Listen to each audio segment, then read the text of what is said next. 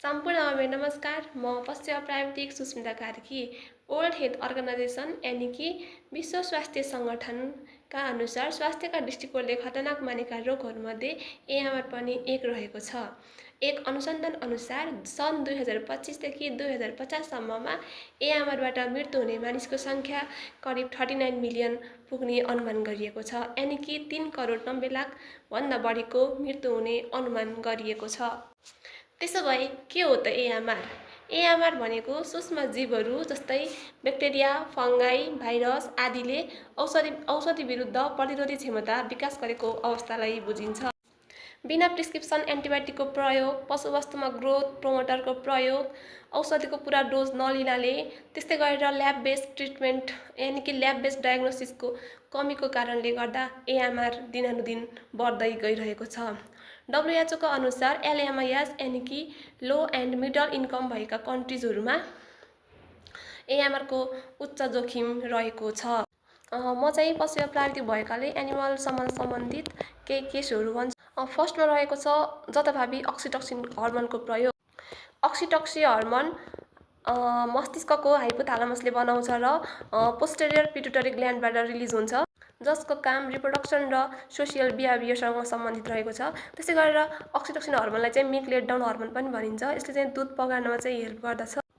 यसलाई bonding hormone पनि भनिन्छ, किनभने यसले आमा र सन्तान बीच, कपल यानी कि श्रीमान श्रीमती बीच सामाजिक सम्बन्धमा विश्वास र माया बढाउँदछ। त्यस्तै गरेर यो हर्मोनले चाहिँ स्ट्रेस एन्जाइटीलाई घटाउन पनि हेल्प गर्दछ।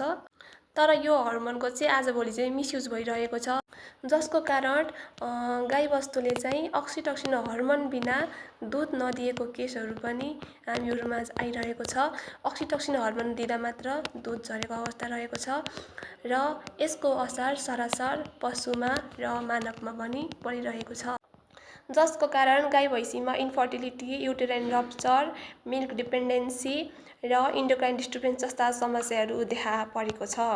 त्यस्तै गरेर यस हर्मोनको कारणले महिलाहरूमा गर्भावस्थामा युटेराइन सेन्सिटिभिटी बढ्न सक्ने, त्यस्तै गरेर हर्मोनल इम्ब्यालेन्स लगायतका समस्याहरू देखा पर्दछ।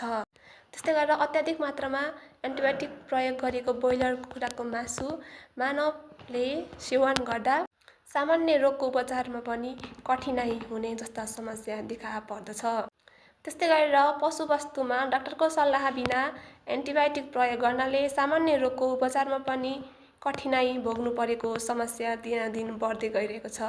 त्यसैले एन्टिमाइक्रोबियल रेसिस्टेन्स कम गर्नको लागि हामीले डाक्टरको सल्लाह बिना यानी कि डाक्टरको प्रिस्क्रिप्सन बिना औषधिको प्रयोग नगर्ने, औषधि लिएपछि पुरा डोज लिने, त्यस्तै गरेर सामान्य ज्वरो रुगा खोकीमा पनि एन्टिबायोटिकको प्रयोग नगर्ने, रोगको पहिचान बिना औषधिको प्रयोग नगर्ने, प्राविधिक अथवा डाक्टरको सल्लाह बिना औषधि प्रयोग नगर्ने, फर्म सरसफाइ, त्यस्तै गरेर बायोसेक्युरिटी, त्यस्तै गरेर एआमआर सम्बन्धी तालिम लिएर हामीले एआमआर कम गर्न सकिन्छ। तसर्थ जथाभावी एन्टिबायोटिक प्रयोग गरी उपचार असम्भव नबनाऊ। आज सचेत, भोलि सुरक्षित, एआमआर विरुद्ध एकजुट भन्ने नारासहित यो सन्देशमूलक भिडियोबाट बिदा हुन्छु। हस्त, धन्यवाद।